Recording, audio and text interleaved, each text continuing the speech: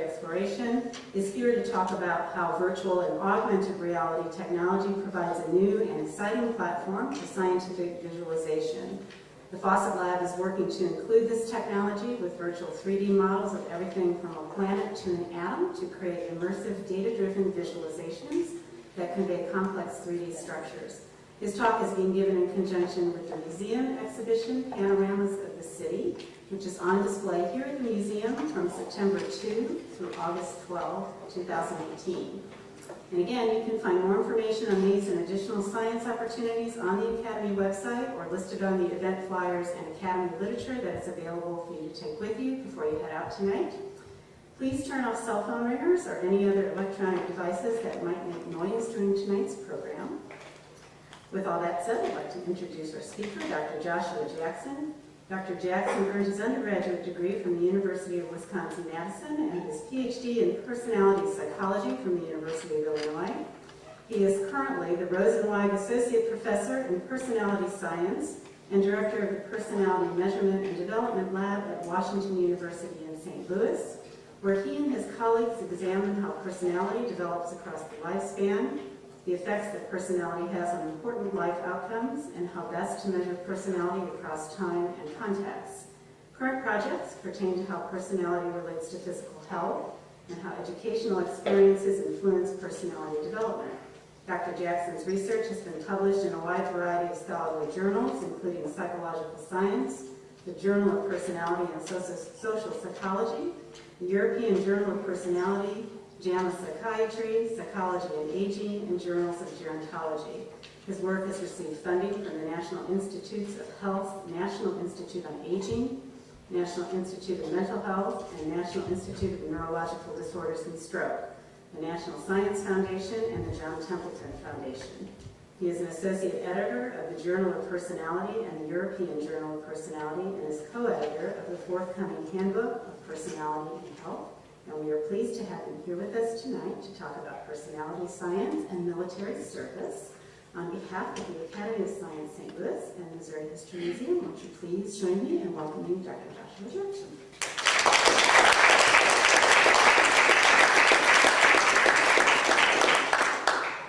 Well, thank you, Rose, for inviting me. Thank you, everybody, for coming. And it's a pleasure to be able to talk to you about some of my research today. As Rose mentioned, I am a personality psychologist. I'm going to admit I'm not a military psychologist at all, but I find that looking at the military offers a lot of insight into some of these psychological mechanisms that I think is really interesting. Further, there's a really interesting history of psychological assessment in the military. So today I'm going to talk about all of that. Talk about what personality is. I'm going to talk about the history of personality assessment, and that the military played an integral role of creating our modern day assessments of what we like to refer to as personality. And then finally, I'm going to address the question that the title of this talk has come from, is what happens when you enroll and go through basic training? Does that end up changing who you are? Or in other words, are the individuals that go into the military, does that make up the entire feeling that they get? Or is it the case that the military changes you? All right. So before I begin, I want to ask you whether or not anybody has taken a personality test before. Is anybody here at all? And please, throughout this lecture, if you have any questions, feel free to ask. I like to be very relaxed. So some people have taken a personality test, yes. Personality, even if you haven't taken a test, I'm sure you're all aware of what personality is, right? You may use that colloquially in terms of someone has a good personality or someone has a bad personality. Personality psychologists try to be a little bit more precise in terms of what we mean when we refer to personality. Personality really captures the many, almost infinite ways that people can differ in terms of their typical behaviors that they do, typical thoughts that they think, the typical emotions that they emote. What we try to do is categorize those, measure those in some sort of systematic way. And we do so because we feel that personality is important. Right?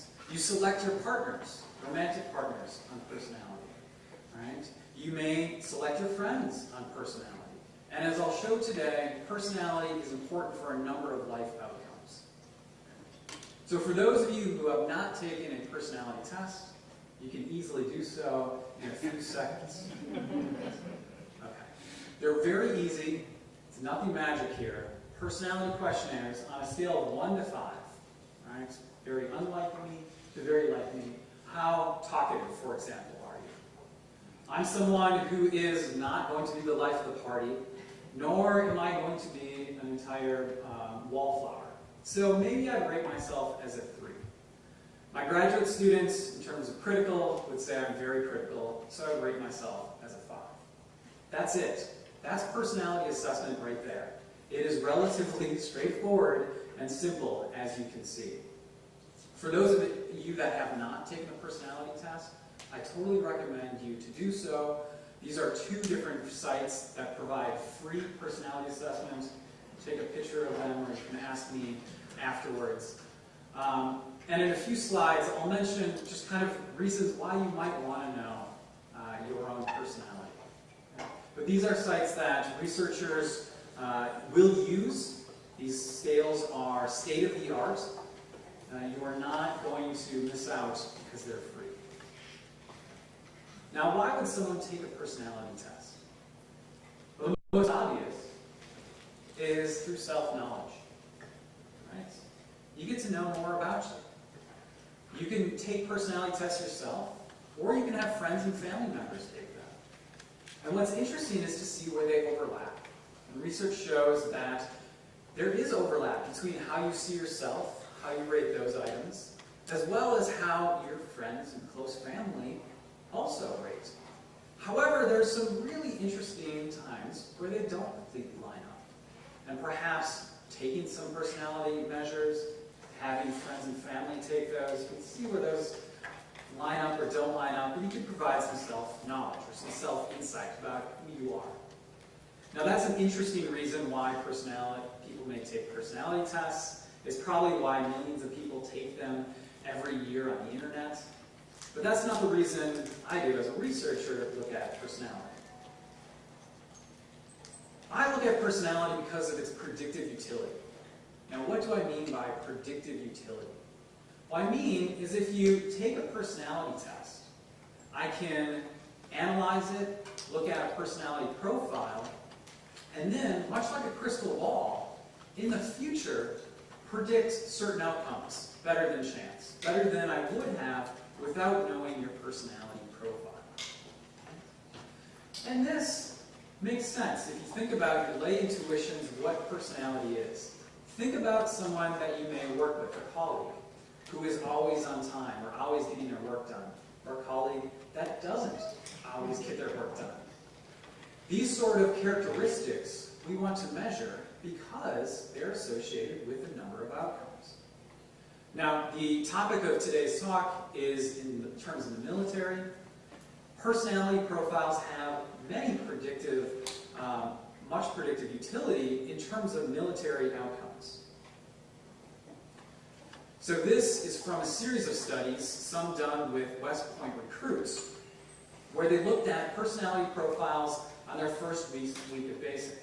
So before really anything happened. And then they followed up months, sometimes years afterwards, and asked the question whether or not these personality profiles, were they then linked to later outcomes? And what we see is yes, uniformly, across a number of different meaningful outcomes. Your personality predicted whether or not someone is able to complete training. Who were the individuals that attributed? Personality also predicted who was liked by their peers. Again, this is pretty straightforward. You would think certain people have good personalities that are liked by many individuals. Other people are difficult to get along with. This also happens in the context of the military. These were able to predict disciplinary incidents, job promotions years on out, actual tests of job knowledge. So whether or not, after you got trained for doing your particular task, These personality questionnaires, again, that are relatively simple, predicted who was really good at their job. And finally, these also predicted whether or not someone was likely to get PTSD. Now, all of these findings, again, are prospective, meaning in the future. So we're looking into a crystal ball through these very simplistic personality assessments. And what's interesting is these are even after accounting for a number of other variables that are associated with some of these outcomes, such as your background, what sort of socioeconomic status you grew up in, or what sort of cognitive ability or intelligence you have. These personality characteristics predicted really success in the military. Now, that success prediction occurs not just within the military, but within jobs writ large. So across a number of studies, people have found that in someone's typical job outside the military, having a certain personality profile is associated with success. What that means is that there's a number of companies out there right now looking at personality profiles as part of their job interview process. And they want to then select on individuals for particular profiles. So if you have a large applicant pool, giving someone a personality profile will be able to narrow it down to candidates that are going to be the most strong candidates. You can also look at whether or not certain jobs are right for certain individuals. So for me, who's not that talkative, who doesn't like to be the life of the party, I would not be good at sales. I'm just going to throw that out there. I would not want to be on the phone all day. That's horrible. My neighbor, I just cannot get away from a conversation with him. He would be wonderful at sales. Those sort of personality differences really play out in terms of job success. Leadership is also a main one, where you can take these, again, relatively simplistic personality profiles and predict who's going to be a good leader, who's going to be effective at managing other individuals. And we see that across a lot of major companies like Facebook and Google, most of the Fortune 100 companies do personality assessments at some stage of their hiring process. Also within the government, we see the CIA as well as a number of other different places use personality assessments to make hiring decisions. All of this comes from a rich history within the military, because these original assessments have come from the military and the government, which I'll get to in a second. Now, I've shown that personality profiles predict success in the military, and I've hinted that they've predicted success within one's job. They also are associated with a number of important life outcomes. And I'm presenting this just for a reason, I'll come back to it later, in terms of these really long life course outcomes that your personality predicts. So your personality is associated with your health, whether or not you are going to develop certain diseases. And the reason for this is because your personality is associated with certain health behaviors. Certain characteristics of you are going to predispose you to be more likely to eat your vegetables, or to push aside that delicious piece of cake, or to be more likely to go ahead and exercise. For similar reasons, there's personalities associated with educational attainment, which then begets job opportunities and labor market outcomes, your salary, likelihood of promotion. Your personality is associated with divorce, as well as your retirement savings. Pretty much any sort of major life outcome is predicted by personality. A lot of my research, and we'll turn to this when we talk about the military study in particular, a lot of my research is trying to understand what factors shift your personality. Because shifting your personality could then shift these outcomes. So just think, if I was able to change these certain characteristics, I could, in effect, improve your health, improve your educational attainment, which would improve your job prospects. One study that we conducted recently, just to show you the predictive power of personality, utilized data that was collected in the 1920s. So this is a little confusing. I'll walk you through it. On the bottom here is a person's age. On the y-axis, this vertical line, is the probability or the number of people or proportion of people within my sample that are alive. Our outcome that we're looking at is the major objective outcome, how long you're going to live. Now, these were initially collected in the 1920s. People filled out personality questionnaires when they were 20 years old in the 1920s. Both self-reports of personality as well as their best friends filled out personality profiles on the target. Think back to where you were when you were 20 years old. Think back to what your personality was like when you were 20 years old. I am not even double 20 years old, but that seems like so long ago, and I was so different from what I was then. But think about that. Think about how you would see yourself when you were 20 years old, and how your friends would see yourself when you were 20 years old. Now, time had gone on from the 1920s until about 5 years ago, where we tracked down these personality measures that were hiding in the basement of a building at Harvard University. What we did is we found these individuals, most of them who had passed away at this time. We found out when they passed away. And what each of these black dots represent is when an individual in this sample passed away. So individuals that passed away when they're about 25 is this group. Individuals that lived up to 100 are about this group. And what we can do is to look at the percentage or proportion of people alive throughout the lifespan to get what's called a survival curve. So here, about at 78 years of age, in this sample, you have about a coin flip's chance of being alive, 50-50. Okay. Everybody with me? All right. Now, what's interesting, again, is that we have personality assessments from these individuals when they were 20. What we can do is to see if this survival curve shifts depending on a certain personality profile. I'm looking at the personality trait of self-control. If you're high in self-control, you're able to stop yourself from having that extra piece of cake, make yourself go run or go exercise even though you just want to sleep in. Individuals that are a little bit higher on self-control have this dotted line that's here. Their survival curve have shifted, meaning that for a given age, they're more likely to be alive.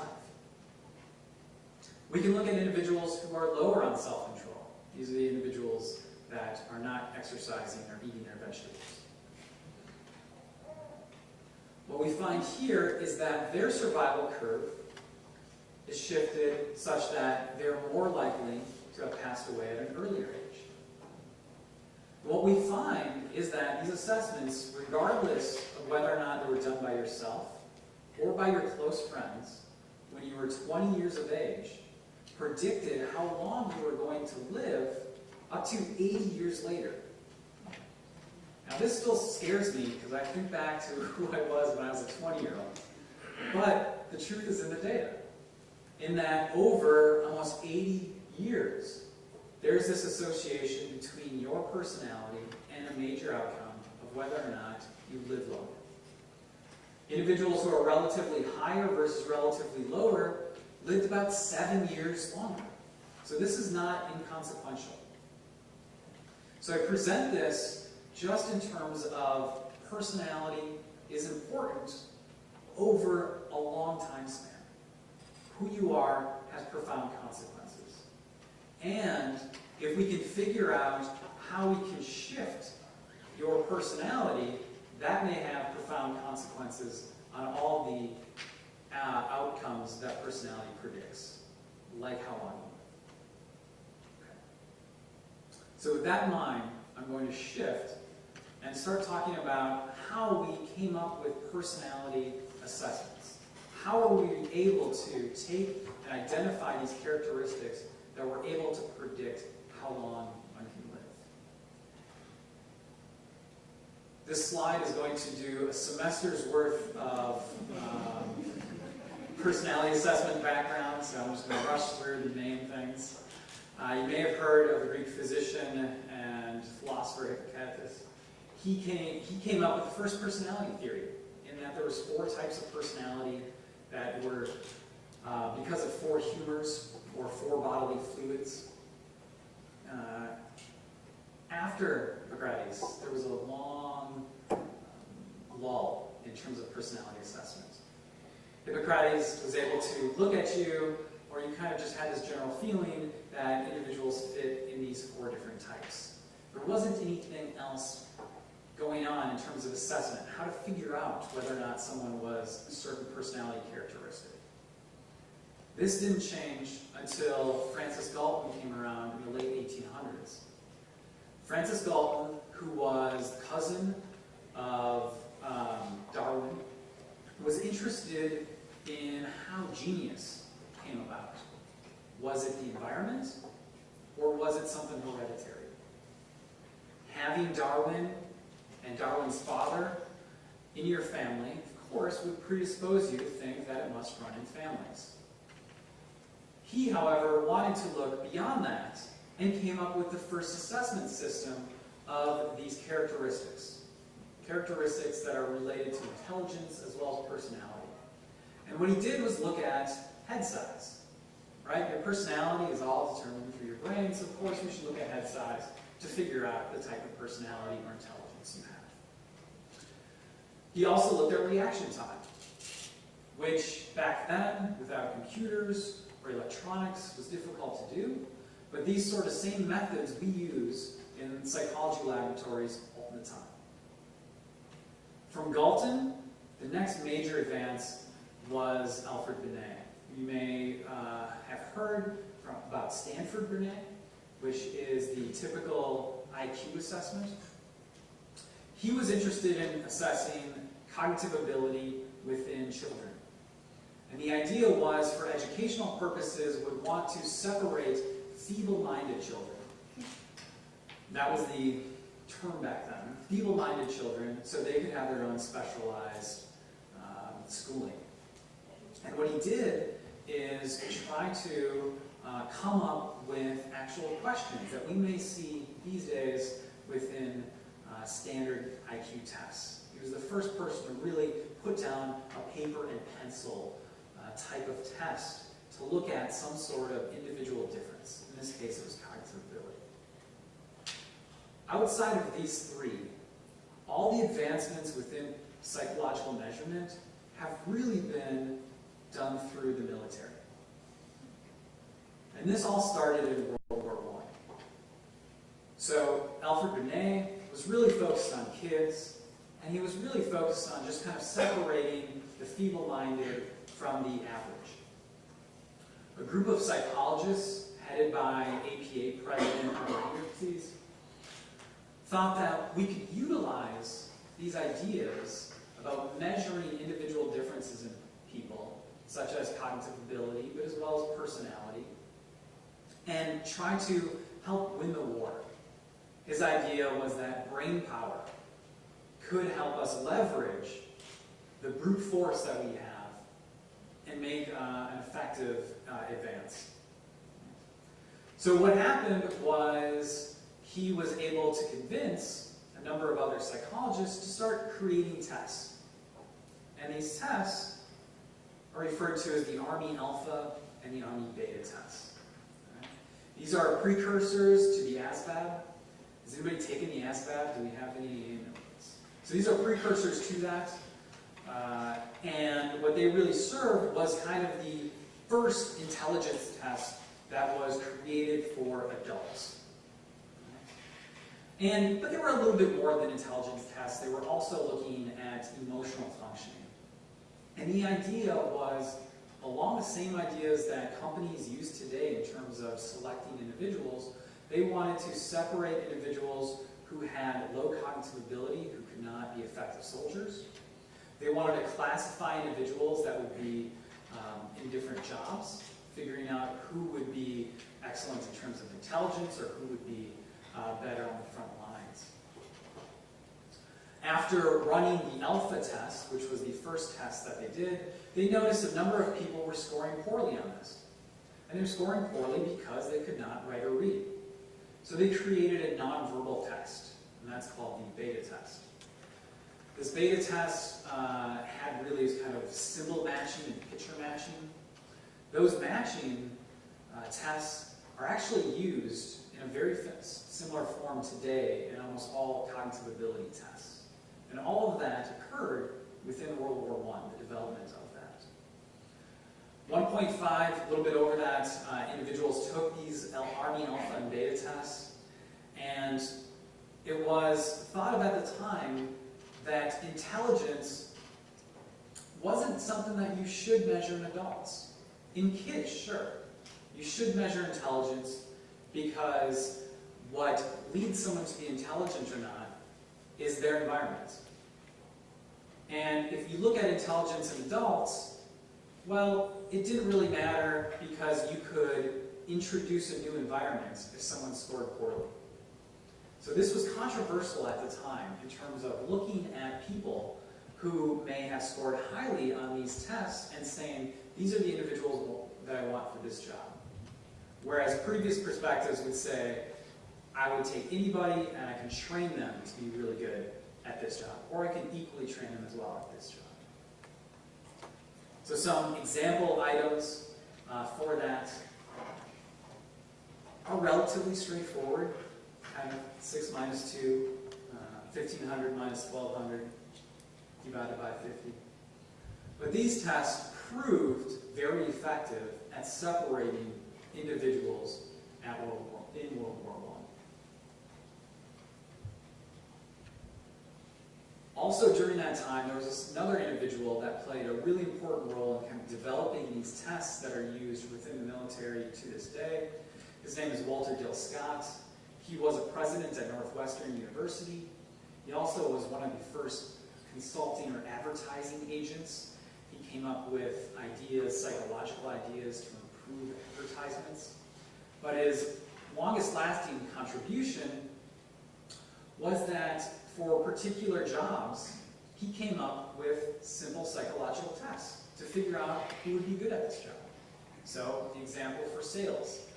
You would want someone who is outgoing, gregarious, talkative in general around their friends to be someone that's working in sales. He was the one that really came up with that idea and first implemented that. What he did was try to convince the military that he could use the same sort of technique. Create a personality measure, figure out where individuals best belong in terms of certain jobs within the military. At first, they didn't believe him. They didn't want to do any of this. So what Dill Scott decided to do and convinced them to do was, all right, take individuals that are really successful within a particular domain, in a particular job, in World War I, and then take people who didn't work out at that job. Don't tell me who, but give them these tests that I'm going to create. And I bet that I can predict who is going to succeed and who is not going to succeed in those jobs. And he did that, and it was successful. The Army hired him, and he ended up creating more than 100 of these different tests to figure out where certain soldiers should be placed in terms of what jobs. Here is a picture from 1917 that is the first company of psychologists within the military, and they were trained to train people to give those tests to those millions of people and to interpret them. Finally, we want to talk about one other individual, Robert Woodworth, who actually got his start doing psychological tests here in St. Louis at the 1904 World's Fair. So it's kind of interesting. Didn't know that until I started researching him a little bit more. But in World War I, he was asked to develop a measure to prevent shell shock, or what is known as post-traumatic stress disorder. That questionnaire that he created is called the personality data sheet. And that was the first personality measure that was then used for research psychologists. And it's been used for 20 or 40 years after that. All of this happened really only because of the military. There would be very few personality tests or cognitive ability tests without the role of the military in their development. Here is some questions from that personality data sheet.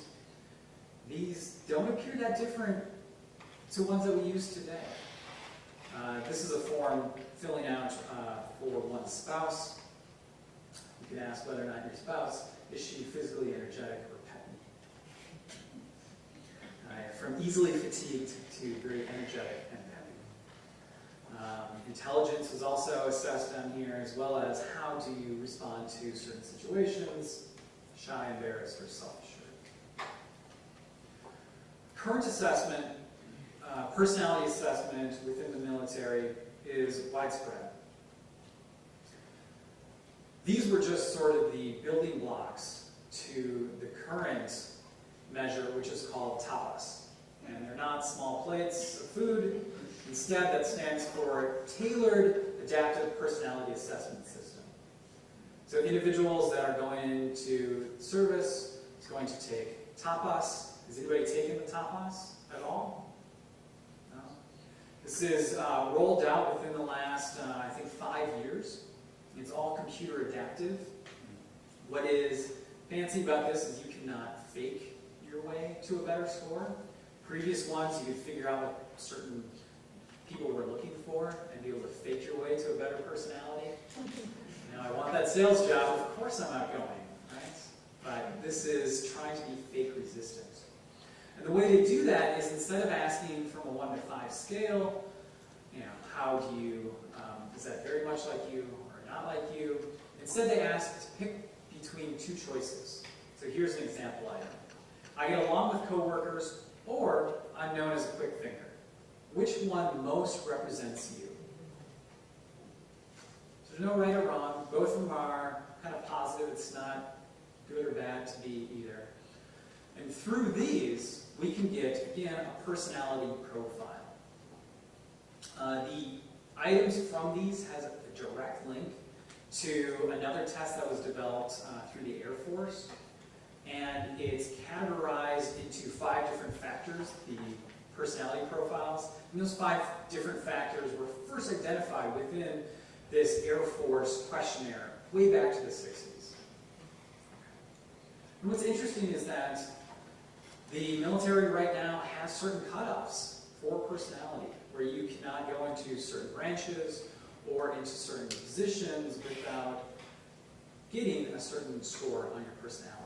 So in effect, the military at large is judging your personality, saying whether or not it's a good personality. And there's lots of debate out there whether or not that's a good or a bad thing.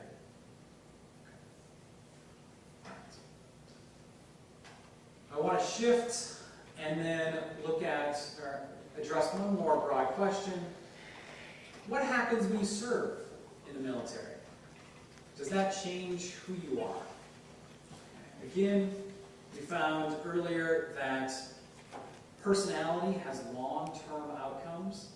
It's associated with a lot of good things, a lot of bad things. If certain experiences end up changing you, you should know that. You should have an informed decision if you are going to enter into certain jobs, whether or not that has lifelong consequences. If we look at certain studies of the military, we find that there are a number of outcomes associated with serving in the military. Depending on the different period that you look at, individuals who served in the military compared to a control group have either higher or lower divorce rates. Their earning potentials can be lower. They also can have higher levels of debt.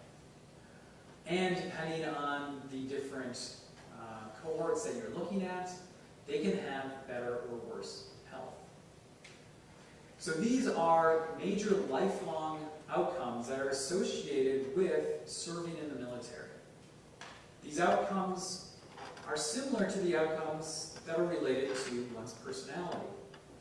So we could ask the question of whether or not serving in the military leads to changes in your personality, which in effect leads to these lifelong outcomes.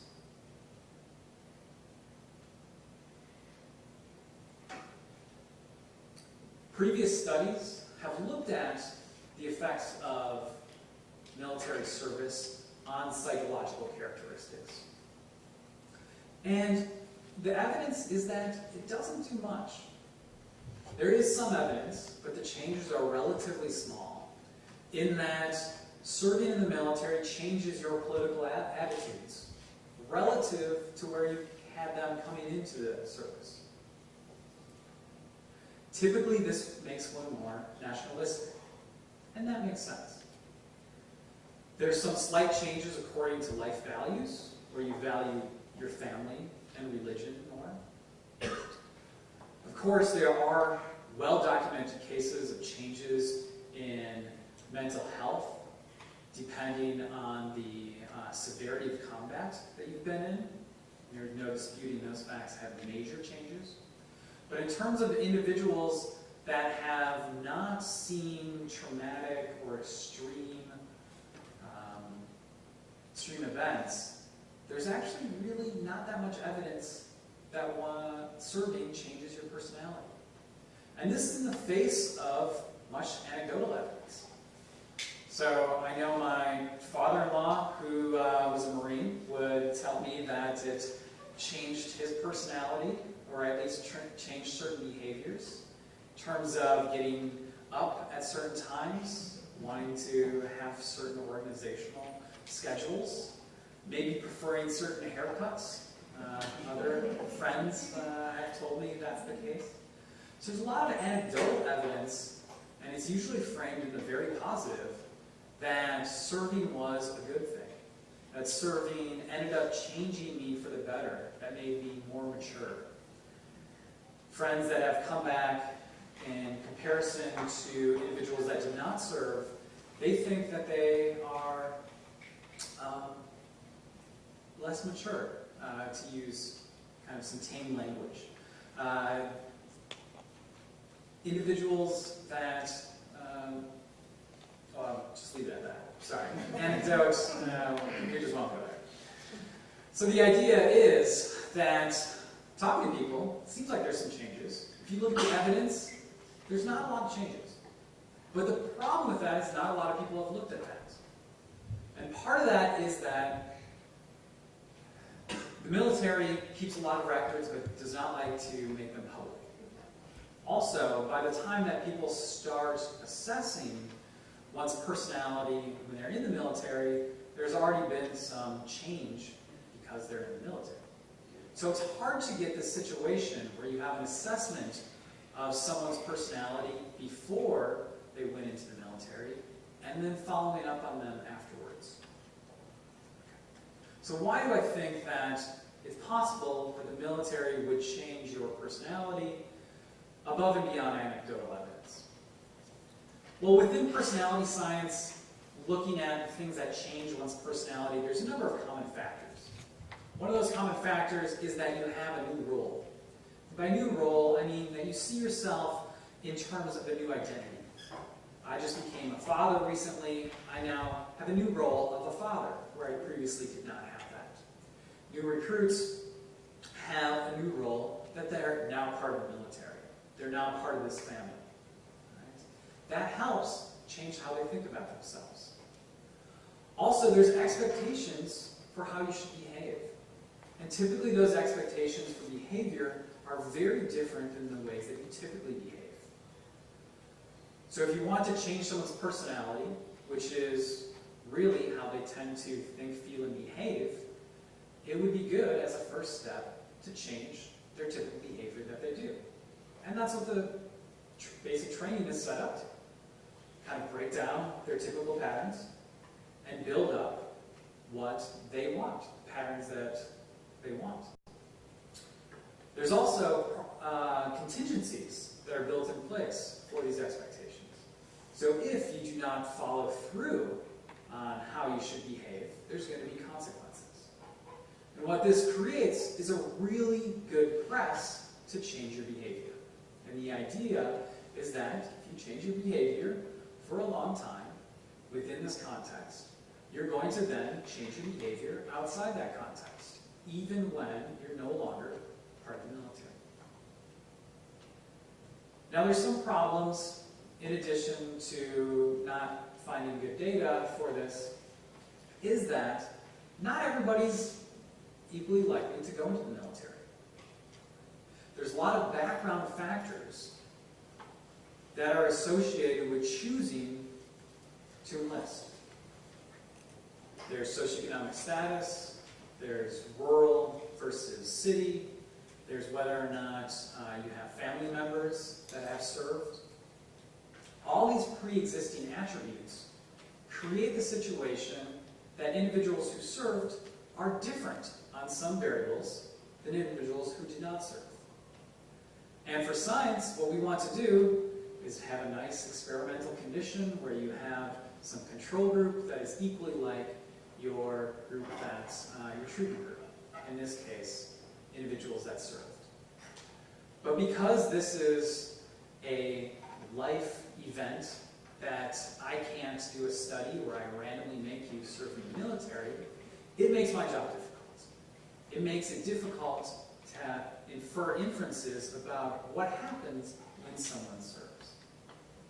So the problem is trying to identify a control group. Like you would want to if you're developing a cancer drug, you're going to create a placebo, right? Because you want to compare the placebo group versus the drug group. Here, there is no good placebo group. Now, in the study that I conducted, I tried to overcome this problem by looking in a different country than the US, by looking in Germany.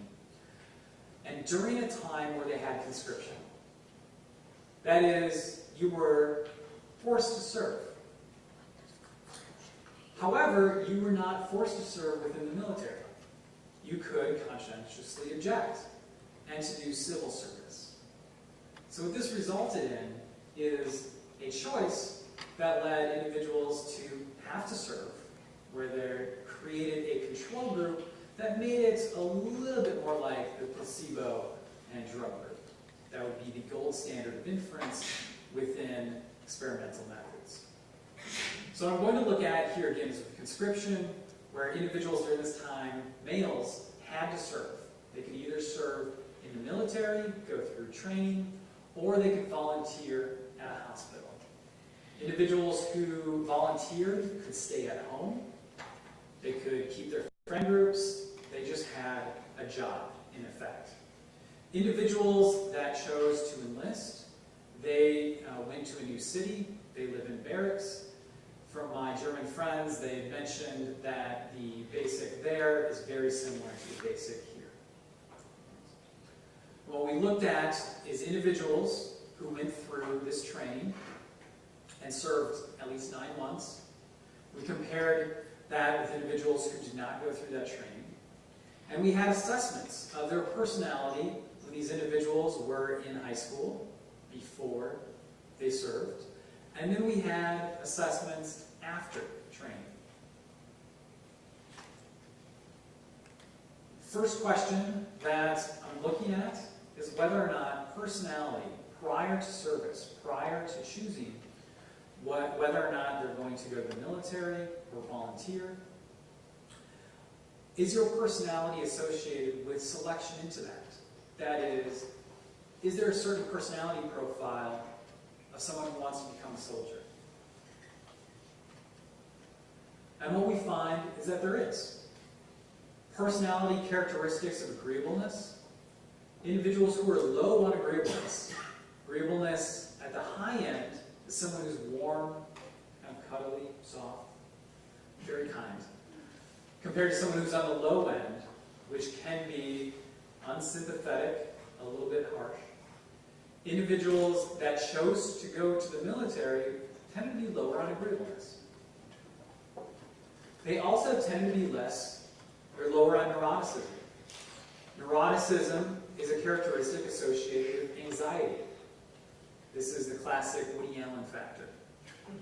Individuals who chose to serve, they were lower on anxiety.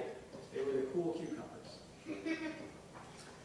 They were also low on openness. Openness to experience. It reflects whether or not you're willing to try new things. Do you like to engage with your mind? Do you like to go to museums? We found that individuals low on openness were more likely to choose to go into military service. They were more conventional. They had lower socioeconomic status, that is, they came from families that were poor. And they had greater goals of establishing a family. Family meant more to them. Okay. So that's who ends up choosing to go into the service. My main question is whether or not service changes you. That is, does the military make the man, in this case, or in general, a man and a woman? And it's difficult to address that for the reasons mentioned. Conscription helps overcome that, but as you still saw, there were differences between people who chose to go to service versus those that chose to volunteer. And the problem with that is that because of those pre-existing differences, we don't know if the effects that we find that look like they may be due to military service, we look at if we see that military service may change personality. We don't know if it's due to military per se, or some other factor that's associated with that, like family goals. Because we don't have a random true experiment, it's hard to make that inference. Now, there are ways to overcome that through observational data, where you cannot randomly assign people. And this fancy stat thing is called propensity score matching. I'm not going to bore you with the details. But what it does is it tries to take all of those background characteristics that differ people who decide to choose the military versus people who decide to choose volunteering, and it statistically equates them. This is equivalent to what you would get if you could randomly assign people into military service.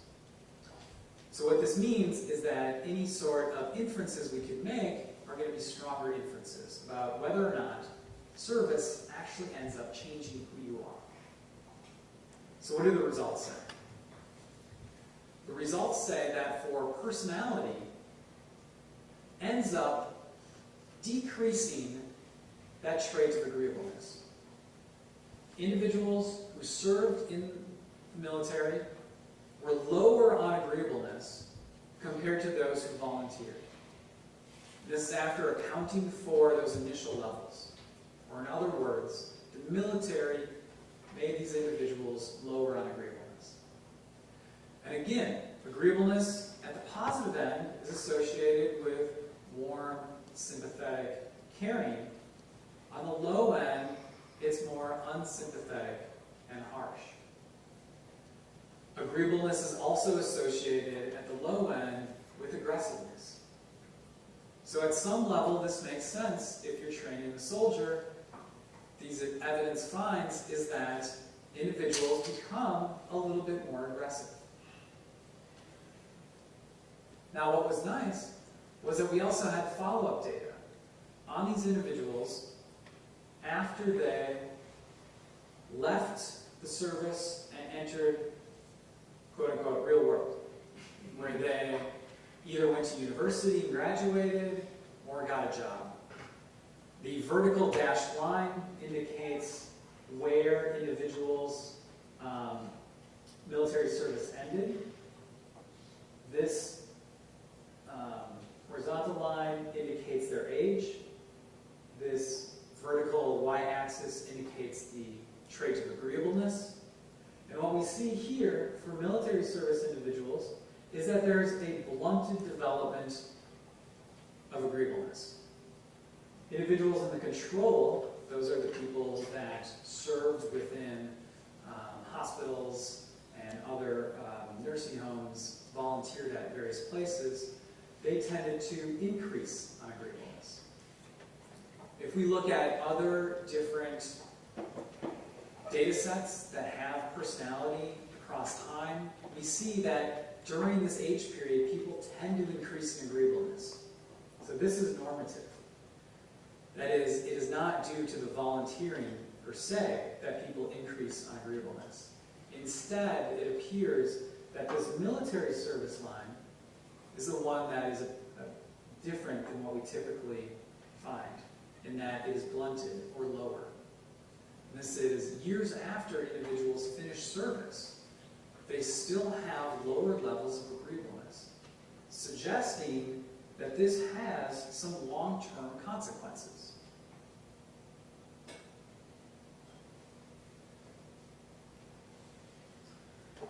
So I want to just end kind of summarizing, thinking about the policy implications of these findings. So what we find is that there are long-term changes associated with agreeableness, suggesting that for that trait, the military makes the person. For the other characteristics, it seems like the people make the military. That is, their characteristics shape the personality profiles of the people that are enrolled. So their pre-existing personality. It's not the case that the military shape their personality, except for agreeableness. Agreeableness is associated with a number of lifelong outcomes. Individuals who are low on agreeableness tend to have greater divorce rates and worse interpersonal relationships. However, agreeableness, low levels of agreeableness have some positives in that, at least for males, individuals who are slightly disagreeable, they tend to climb the corporate ladder a little bit better. That is, they have more likelihood for promotion, as well as they end up making more money. For males, this probably equates to them being more likely to ask for raises, whereas research has shown for females, this actually can hurt you. So that's a big gender difference.